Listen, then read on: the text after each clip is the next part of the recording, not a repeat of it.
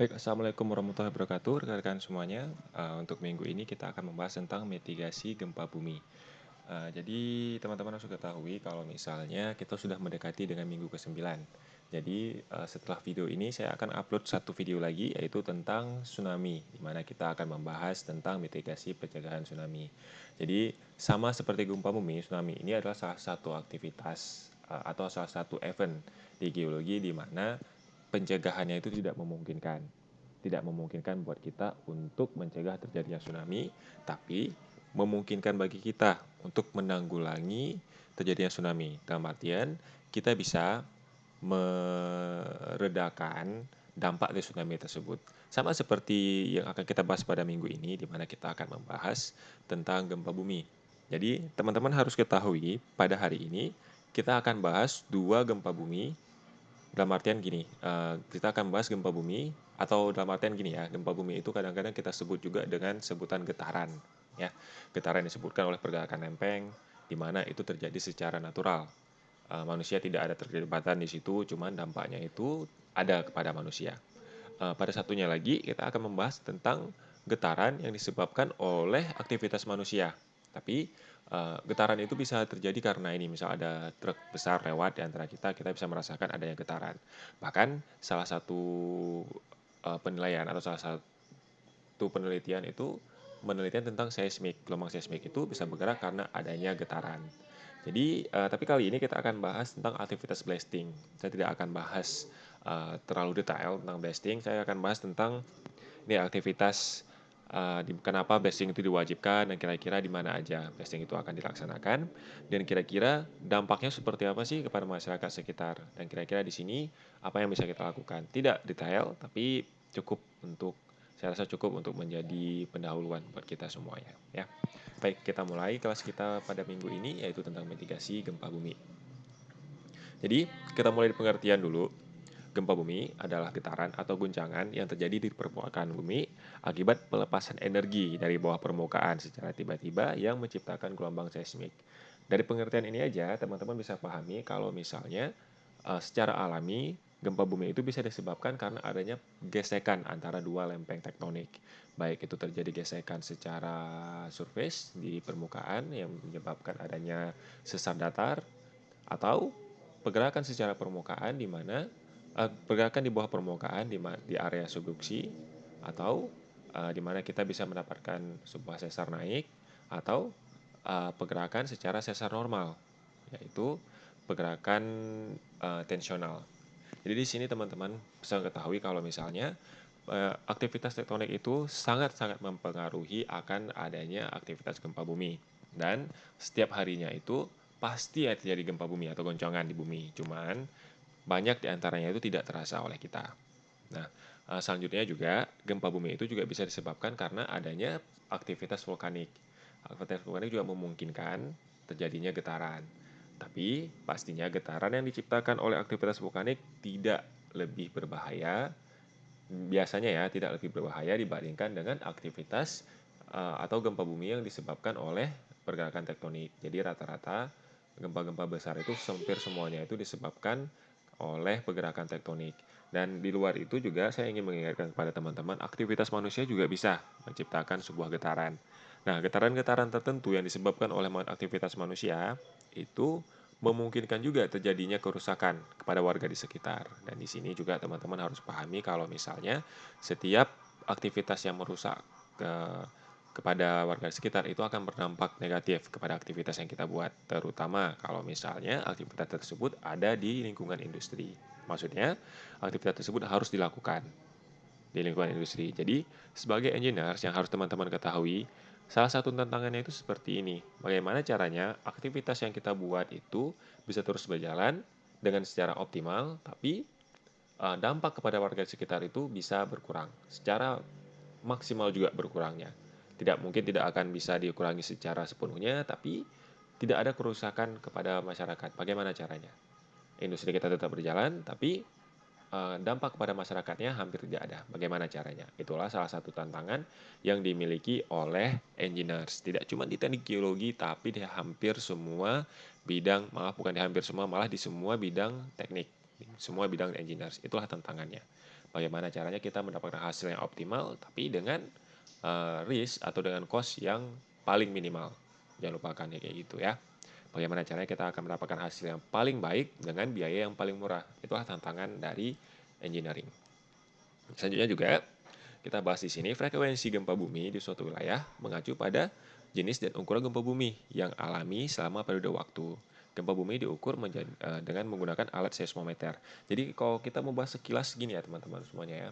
Gempa bumi itu sudah menjadi masalah kepada masyarakat atau kepada manusia bahkan semenjak sebelum Masehi. Jadi teman-teman kalau mau melihat peralatan-peralatan untuk mengecek gempa bumi atau adakah kota-kota tua yang ditinggalkan pada masa kerajaan-kerajaan dahulu, teman-teman bisa cek di sejarah. Salah satunya teman-teman bisa cek kerajaan Romawi Timur, di mana mereka meninggalkan satu kota ke tempat yang lain, ke kota yang lain.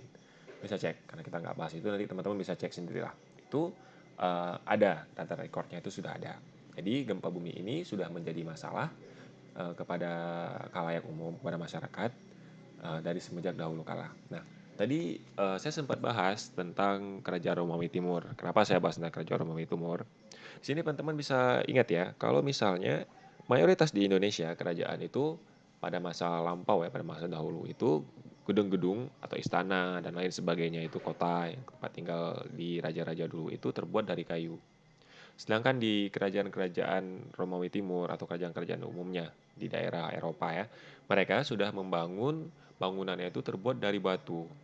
Jadi di sini biasanya pada masa lampau itu masalah gempa bumi itu lebih dominan dialami oleh bangunan yang terbuat dari batu, dari bebatuan lah. Atau sekarang kita berbicara tentang konkrit, tentang tembok beton misalnya.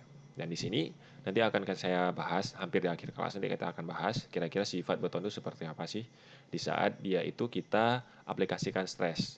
Apa yang akan terjadi di beton tersebut, sifatnya seperti apa.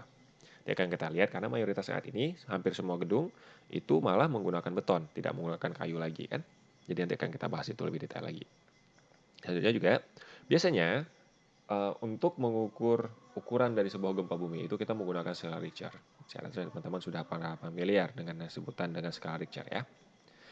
Dan selanjutnya seperti yang saya katakan sebelumnya, kalau misalnya gempa bumi itu bisa disebabkan oleh 3 faktor. Yang pertama, dia bisa disebabkan oleh pergerakan lempeng, dan kedua bisa oleh kegiatan vulkanik atau gunung api, dan selanjutnya adalah pergerakan atau kegiatan manusia.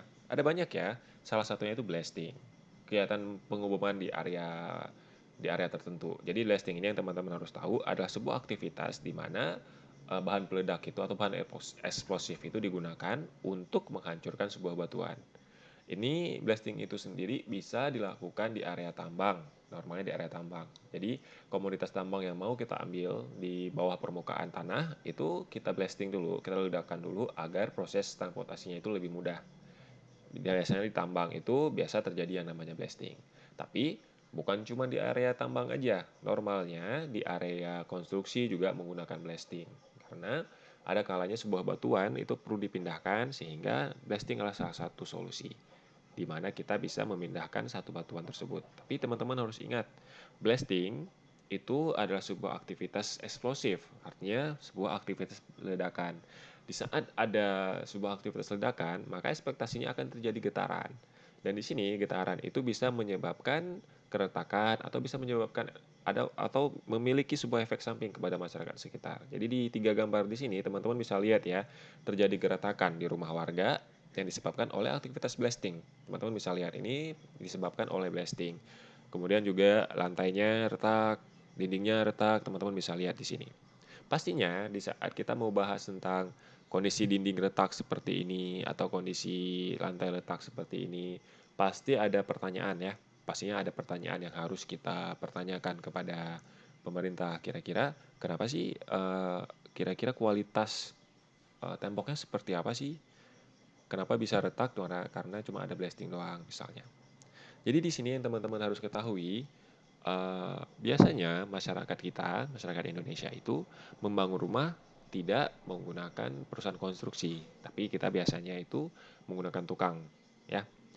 Cukup untuk membangun rumah pastinya, tapi kalau misalnya kita mau bahas tentang rumah yang layak untuk atau kita bisa bilang anti gempa, mungkin agak kurang cukup apabila kita membangun rumah dengan menggunakan tukang aja.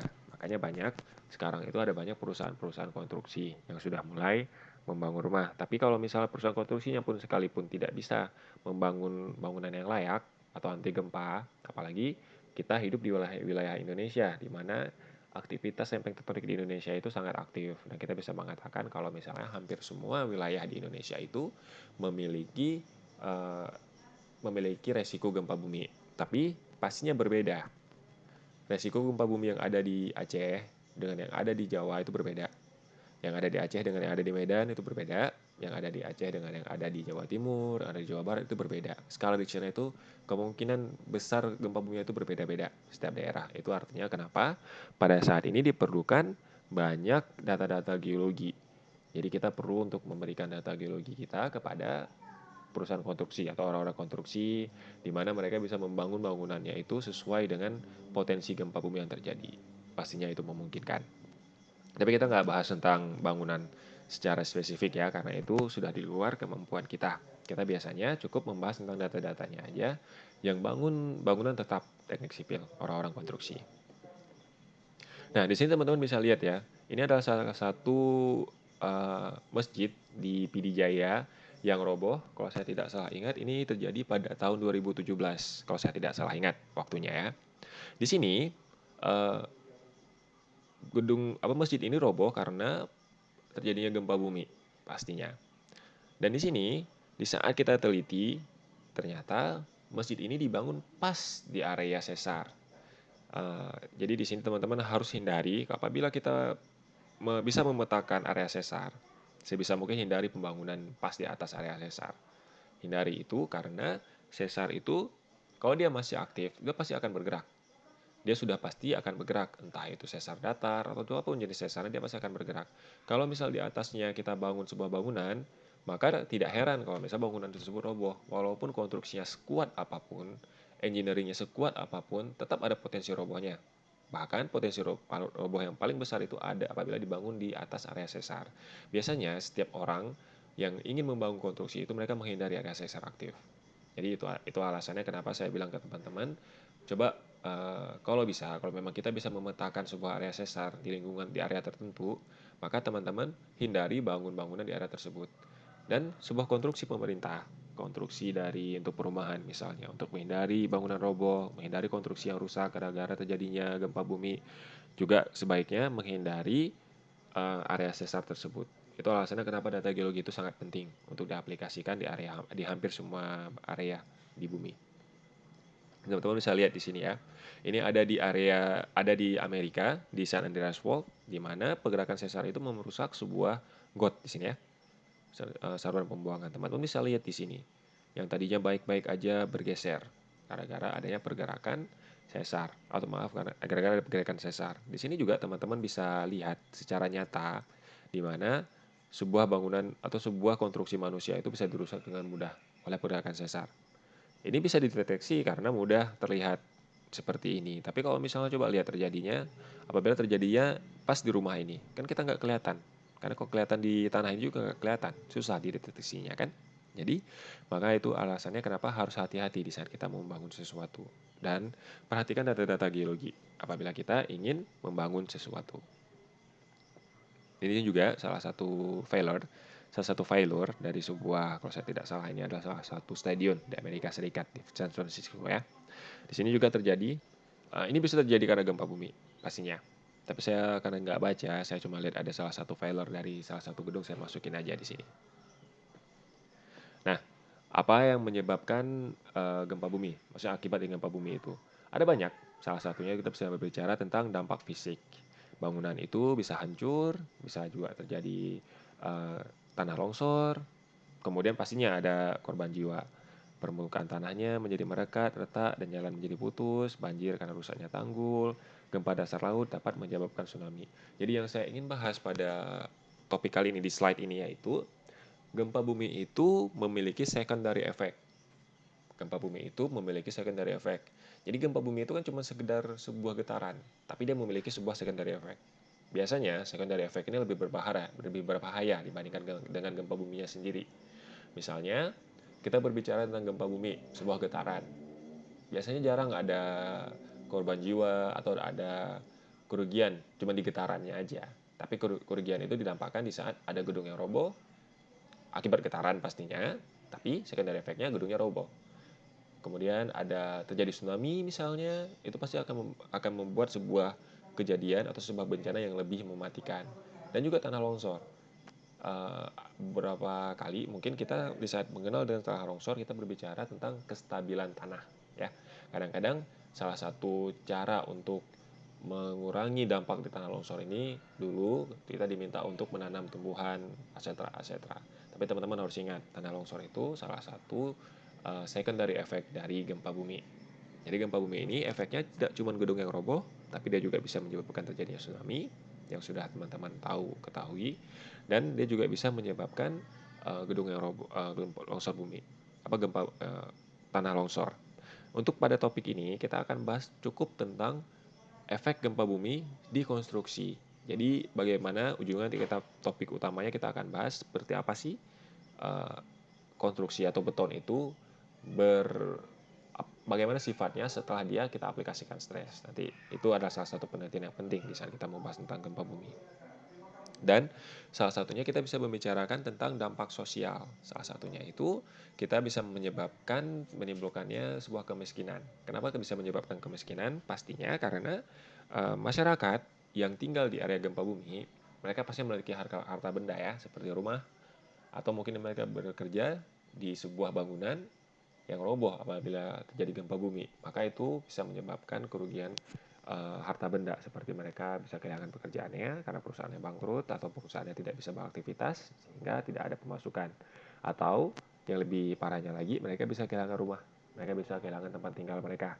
Itu juga salah satu dampak dari kemiskinan. Kelaparan juga kurang lebih mirip dengan saya bahas kemudian, dan menimbulkan penyakit dalam artian kalau misalnya kita tinggal di tidak memiliki rumah, pastinya kehidupan kita jadi tidak layak, dan di sini pastinya kehidupannya bisa menimbulkan penyakit.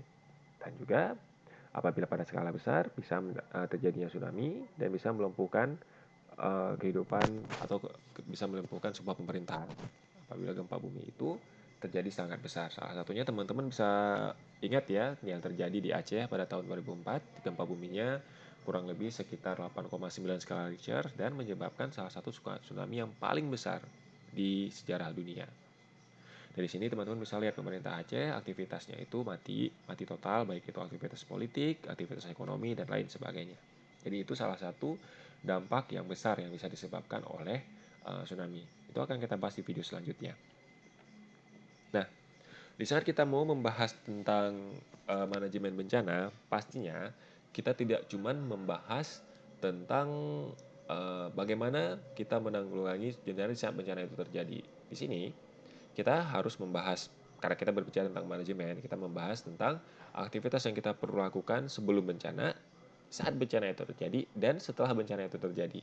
Jadi biasanya di saat kita mau mempelajari tentang manajemen, pastinya yang pertama kita bahas tentang prabencana dulu, kita bahas tentang kesiagaan, kita bahas tentang peringatan dini, kemudian kita bahas tentang mitigasi. Saat bencana, kita harus mengingatkan masyarakatnya bagaimana caranya tanggap darurat, dan pasca bencana kita harus rehabilitasi. Rehabilitasi ini kita membahas tentang kondisi mental yang kondisi mental korban, bagaimana caranya kita membangun balik mental korban, dan kemudian rekonstruksi bangunan yang jelek, bangunan yang sudah rusak atau yang sudah roboh, bagaimana caranya untuk kita bangun kembali. Di sini, di saat kita mau membahas tentang manajemen bencana, pada hari ini kita akan bahas utama tentang prabencana, atau kadang-kadang kita bicara tentang salah satunya kita bahas tentang mitigasi, persiapan yang kita bisa buat untuk menghadapi sebuah bencana. Tapi jangan lupakan salah satu hal yang sangat penting yang harus teman-teman ketahui, setiap manusia, maksud saya, apabila kita ingin berbicara tentang prabencana, atau salah satu yang paling bagus nampaknya itu apabila kita mensosialisasikan, itu masuk ke kesiagaan. Di sini ya, kesiagaan artinya bagaimana caranya kita memberikan edukasi kepada masyarakat sekitar untuk menghadapi tsunami, untuk menghadapi gempa bumi. Tapi yang harus teman-teman ketahui, perhatikan lingkungan sekitar. Perhatikan lingkungan di mana teman-teman ada, atau di mana teman-teman akan menghadapi gempa bumi tersebut. Jadi misalnya di saat kita melihat tinggal di Aceh misalnya, ada terjadi gempa bumi, pastinya kita akan memberi peringatan, tolong jangan panik, pelan-pelan keluar dari gedung. Soalnya di Aceh gedungnya nggak banyak yang tinggi-tinggi. Paling rata-rata ya, paling tinggi itu tiga lantai. Rata-rata kita punya ruko yang 3 lantai. Tapi gedung-gedungnya, apakah ada gedung yang sampai 5 lantai? Ada, tapi tidak banyak, tidak dominan kalau di Aceh. Tapi kalau kita berbicara tentang daerah atau kita berbicara tentang lingkungan di mana gedung-gedung yang tinggi itu menjadi dominan. Misalnya kita berbicara tentang kota besar seperti di Jakarta, kita berbicara tentang di Tokyo misalnya, kan kita nggak tahu, siapa tahu teman-teman ada yang tinggal di Tokyo bekerja sebagai engineers, siapa tahu ya. Atau tinggal di Istanbul yang banyak gedung-gedung tingginya, di Eropa, di Amerika misalnya. Di sini, cara teman-teman untuk memberikan edukasi itu berbeda. Tidak sama seperti yang teman-teman berikan edukasi di masyarakat yang ada di Aceh, itu berbeda. Jadi di situ perhatikan cara kita memberikan edukasi. Di mana kita tinggal di situ yang kita harus memberikan edukasinya seperti apa. Teman-teman harus perhatikan yang kayak gitu. Salah satu contohnya seperti ini. Di Aceh, di saat terjadi gempa bumi, karena gedungnya tidak tinggi, kita bisa minta mereka keluar. Tapi, coba bayangkan kalau misalnya teman-teman tinggal di New York, kota kota New York misalnya. Di situ banyak gedung tinggi, gedungnya bisa sampai 50 lantai, dan bagaimana caranya teman-teman menyuruh orang-orang yang tinggal di lantai 50 itu untuk turun dari lantai 50 di saat terjadi gempa bumi. Lift tidak boleh pakai, naik tangga, pasti mereka akan buru-buru, dan di saat mereka turun buru-buru, mereka panik, dan mereka bisa jatuh, dan itu bisa membuat korban korban jiwa yang baru, baik itu karena luka-luka atau bahkan kehilangan nyawa. Jadi di sini biasanya untuk daerah-daerah yang sudah memiliki gedung-gedung tinggi, mereka diwajibkan untuk membangun gedung yang sudah anti gempa. Jadi gempa bumi yang terjadi, tapi mereka diminta untuk tetap tinggal di gedung tersebut. Mereka diminta untuk tidak panik, tetap tinggal di gedung tersebut karena gedung tersebut sudah anti gempa. Jadi salah satu kota-kota seperti Tokyo, seperti Istanbul, seperti New York, rata-rata mereka sudah memiliki gedung yang sudah anti gempa. Kita juga pelan-pelan akan berusaha untuk mengarah ke arah tersebut ya. Dan kemudian juga saat bencana itu terjadi, apa yang harus kita lakukan? Bagaimana caranya kita menghindari bencana tersebut, tapi tidak juga mengorbankan atau tidak juga melukai diri sendiri. Salah satu caranya kita bisa memberikan edukasi terhadap saat bencana terjadi, yaitu dengan kita mempersiapkan mitigasi, yaitu kita mempersiapkan aktivitas-aktivitas atau konstruksi-konstruksi yang bisa mengurangi dampak dari bencana alam. Pada saat ini kita akan bahas tentang dampak yang disiapkan oleh yang bisa terjadi oleh gempa bumi. Dan sebelumnya, coba kita bahas tentang mitigasi dulu ya. Di sini serangkaian upaya untuk mengurangi risiko bencana. Ini adalah pengertian dari mitigasi, yaitu serangkaian upaya untuk mengurangi risiko bencana, baik melalui pembangunan fisik maupun penyadaran dan peningkatan kemampuan menghadapi bencana. Ini berdasarkan peraturan presiden ya nomor 21 tahun 2008. Jadi di sini teman-teman harus ingat, mitigasi itu adalah salah satu aktivitas atau sebuah aktivitas untuk mengurangi dampak dari bencana tersebut atau mengurangi resiko dari bencana tersebut. Bencana tersebut tidak bisa kita hindari, tapi dampaknya itu bisa kita kurangi. Itu teman-teman bisa ingat selalu, jangan sampai lupa. Dan kemudian juga upaya untuk mencegah atau mengurangi dampak yang ditimbulkan akibat suatu bencana. Itu adalah salah satu pengertian dari mitigasi juga. Dan di sini, di saat kita mau membicara tentang cara menghadapi gempa bumi, kita berbicara tentang lebih spesifik lagi. Yang pertama kita bisa berbicara tentang ex ante. Arti dari ex ante ini adalah aktivitas atau mitigasi sebelum bencana terjadi. Itu pengertian dari ex ante. Dan di sini yang diperlakukan yang pertama ada 4. Yang pertama, kita harus identifikasi penyebab gempa buminya dulu. Di saat kita mau membahas salah satu permasalahan, yang pertama teman-teman harus tahu masalahnya itu apa dulu. Kemudian coba cari tahu penyebab masalah tersebut. Baru kemudian kita bisa mencari solusinya. Jangan langsung lihat ada gempa bumi, langsung bagaimana cara penyelesaiannya, langsung blast plus plus plus. Biasanya hasilnya tidak akan optimal. Harus ingat, gempa bumi penyebabnya apa? Vulkanik atau tektonik? Kalau vulkanik, biasanya getarannya tidak terlalu tinggi, jadi kita cukup menghindari area yang beresiko vulkaniknya aja. Terus bangunannya coba tinggal dibangun bangunan yang tidak terlalu perlu kuat. untuk gempa bumi. Tapi apabila kita tinggal di area tektonik aktif, teman-teman harus tahu kalau misalnya gedung di situ atau konstruksi di situ harus benar-benar tahan gempa. Itu penting. Kalau tidak, resiko bangunan tersebut roboh akan sangat-sangat besar.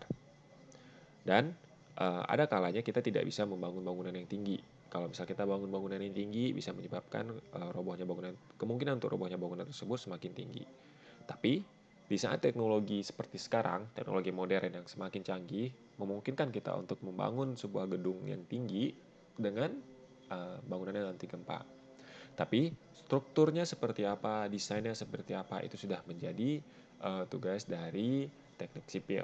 Saya rasa itu bukan tugas saya untuk mengajari itu kepada teman-teman semua, tapi kalau teman-teman tertarik, saya sempat mendapatkan buku tentang struktur anti gempa. Itu dibangun oleh salah satu perusahaan nasional kok. Teman-teman bisa lihat, bisa searching aja di Google, ketik aja struktur atau desain bangunan anti gempa. Nanti ada cara pilihannya dan teman-teman harus tahu di situ gedung di Indonesia itu ada kalanya dibuat dari beton, ada kalanya juga dibuat dari kayu. Jadi strukturnya itu berbeda-beda. Teman-teman bisa pelajari itu, tapi saya tidak merasa kalau saya itu cukup untuk kualifikasi saya itu cukup untuk mengajari teman-teman tentang itu. Dan selanjutnya, kita bisa berbicara tentang sosialisasi gempa bumi kepada masyarakat. Sosialisasi itu kita memberikan kita memberikan edukasi kepada masyarakat sekitar. Apa yang harus dilakukan masyarakat sekitar di saat gempa bumi terjadi. Sebelum gempa bumi terjadi, apa yang harus dibuat? Bangunannya seperti apa, misalnya strukturnya seperti apa. Teman-teman bisa buat kayak gituan. Kemudian kepada masyarakat atau kepada pemerintah juga sama. Pemerintah kan sekarang itu di Indonesia ada IMB namanya, izin membangun bangunan. Dari IMB itu di saat kalau misal konstruksi bangunan itu masih belum anti gempa, pemerintah bisa mengatakan atau tidak mengeluarkan IMB-nya. Jadi memungkinkan, tinggal kita buat lebih baik aja. Dan kemudian pastinya kita perlu menyediakan darurat bencana oleh pemerintah. Di saat gempa bumi terjadi, apa yang harus dilakukan? Jadi gini, di saat kita melihat ada pengungsi, tidak serta-merta yang kita berikan itu adalah makanan terus-terusan, tidak serta-merta seperti itu. Ada kalanya juga kita perlu memberikan obat-obatan, tapi saya rasa gini ya, air bersih, makanan, dan obat-obatan itu 3 hal utama yang diketahui di saat terjadi gempa bumi atau di saat terjadi bencana. Kadang-kadang mungkin perlu menyediakan pakaian misalnya, ya. Tapi teman-teman juga harus ingat, kebutuhan manusia itu lebih daripada 3 hal ini. Itu wajib primarinya, tapi ada sekunderinya lagi.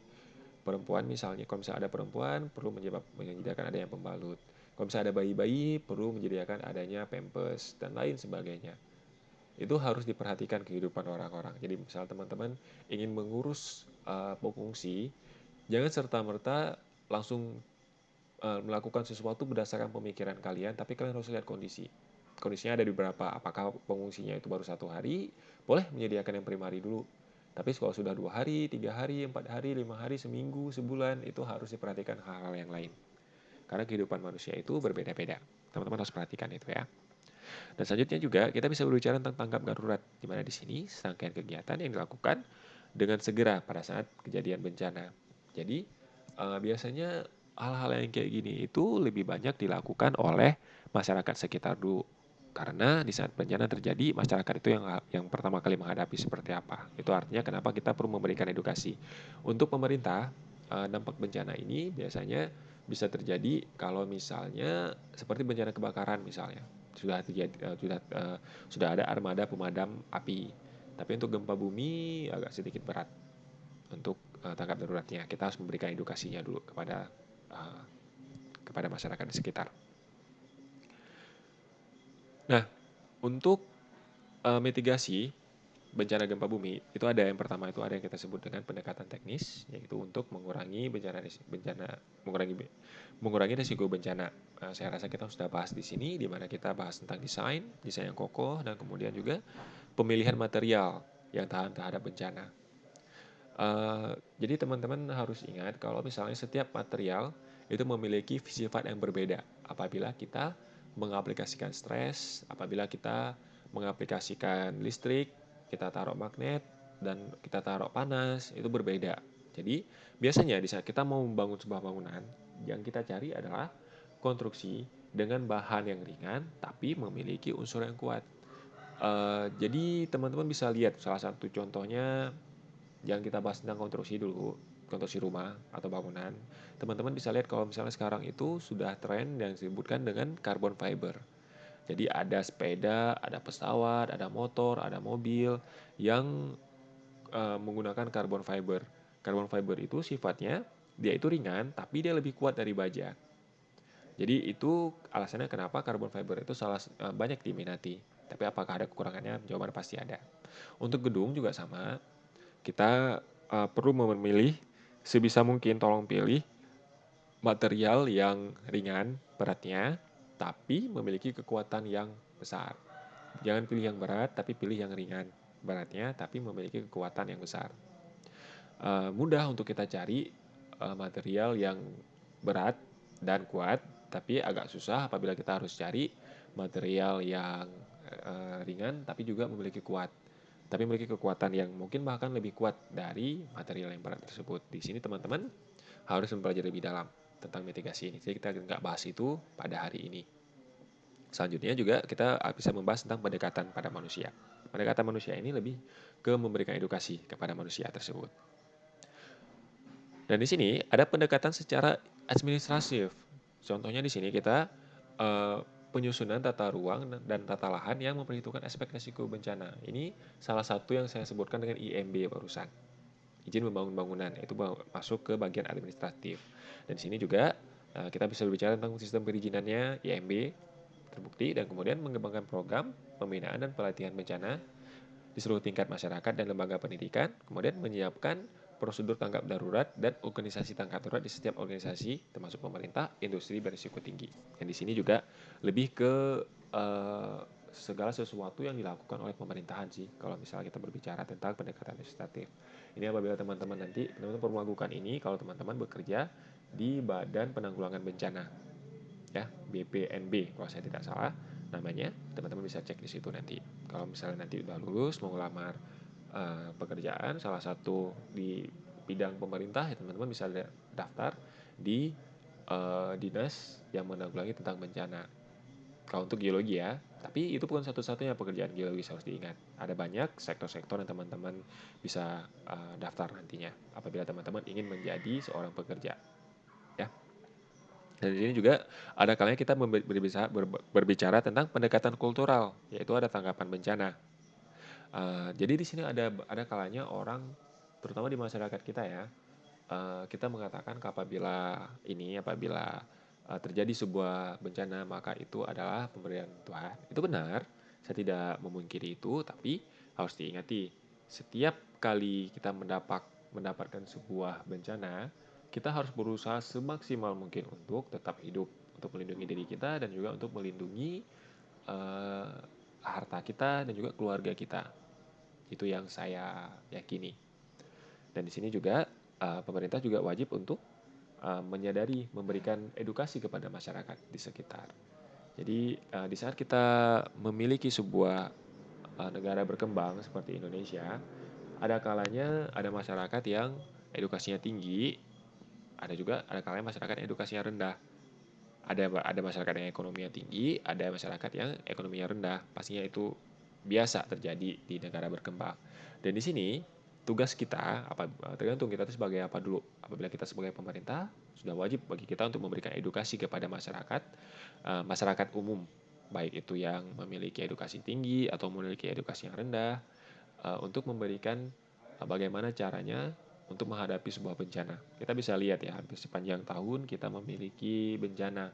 Bencana itu bisa terjadi karena gempa bumi, tapi yang paling besar dampaknya itu adalah banjir. Ini juga salah satu hal yang kita harus pecahkan masalahnya seperti apa. Nanti kita bahas itu di kelas selanjutnya. Tapi saya untuk minggu depan kita bahas tentang gempa bumi. Kita bahas tentang tsunami dulu. Dan kemudian manajemen bencana itu masuk ke kategori pasca bencana.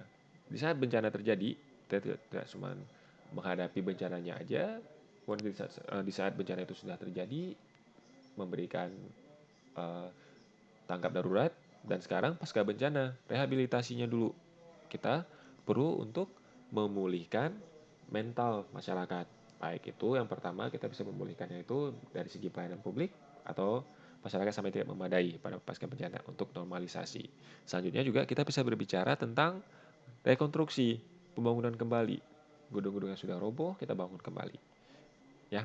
Dan kemudian ayo kita bahas tentang sifat-sifat beton. Jadi di sini teman-teman harus tahu, karena saya bahas beton karena hampir semua gedung-gedung atau mayoritas gedung-gedung yang ada di tempat kita tinggal saat ini itu terbuat dari beton, termasuk rumah saya, termasuk kelas di mana kita biasanya belajar mengajar, kampus kita juga rata-rata beton semuanya. Jadi di sini akan lebih baik kalau kita membahas tentang beton. Yang harus diketahui yang pertama, beton itu apabila kita berbicara tentang standar internasional, yaitu ada 3 yang normal dipakai. Yang pertama M20, M25, M30. Nah, di sini salah satu sifat-sifatnya itu apabila kita berbicara tentang compressive strength atau kekuatan dari beton tersebut apabila kita mengaplikasikan gaya tekan. Dan di sini disebutkan kalau misalnya kekuatan dari beton normalnya itu antara 25 sampai 40 megapascal. Kalau misalnya kekuatan dari eh, kekuatan tekannya itu lebih dari 50 megapascal, maka bisa dikatakan kalau misalnya beton tersebut sudah high high kelasnya ya, udah performanya udah high, udah bagus, sangat-sangat bagus. Tapi biasanya teman-teman yang harus teman-teman ketahui, kalau misalnya beton itu normalnya sudah tidak bermasalah tentang gaya tekan, tapi biasanya dia bermasalah tentang gaya tekan yang dari samping atau kadang-kadang kita sebut dengan tensile strength-nya bermasalah. Nanti kita bahas ini.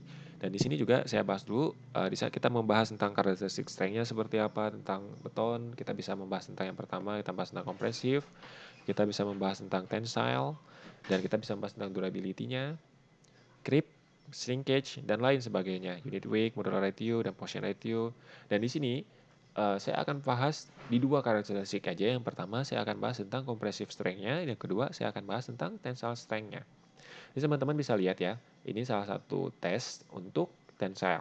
Yang ini tesnya untuk tensile, dua-duanya ditekan seperti ini, tapi tujuannya karena penekanan dari samping, tujuannya untuk melihat kekuatan dari beton di saat kita aplikasikan tensilenya. Dan di sini teman-teman bisa lihat ya, ini salah satu failure, artinya kegagalan yang dihasilkan dari sebuah gempa di saat yang dihasilkan dari sebuah beton di saat kita aplikasikan stres atau gaya tekannya di sini ya. Teman bisa lihat di sini sampai hancur itu ada kekuatan berapa. Untuk kekuatannya saya sudah katakan sebelumnya, normalnya itu 20 sampai 40 megapascal. Apabila lebih dari itu maka sudah dikatakan high performance. Tapi di sini masalah utamanya apabila kita mengaplikasikan tensile stress ke beton. Teman-teman bisa lihat, kekuatan dari compression itu tidak ada masalah, tapi kekuatan dari tensile itu selalu ada masalah di beton. Jadi di saat gempa bumi terjadi, gempa bumi itu kan sebuah getaran.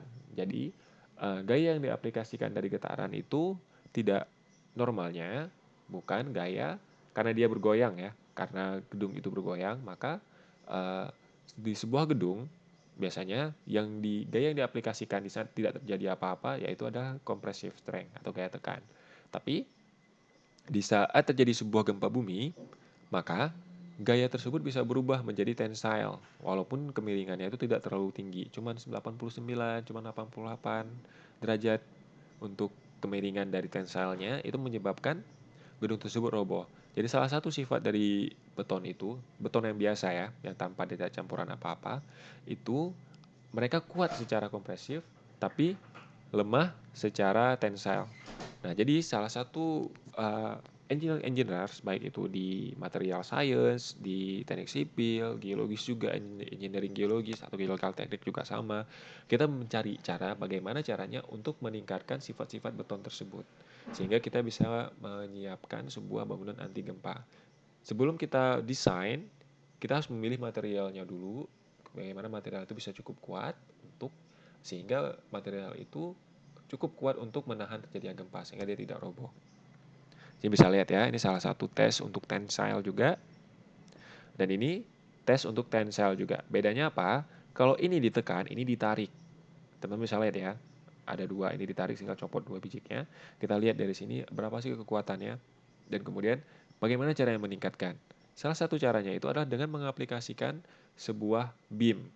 Bahasa Inggrisnya kita sebut dengan beam. Tapi kalau kita berbicara tentang ini, kita berbicara tentang bahasa yang lebih umum, maka kita perlu memasukkan adanya besi, struktur besi di gedung tersebut atau di konkrit tersebut, di beton tersebut. Teman-teman saya rasa sudah sering lihat.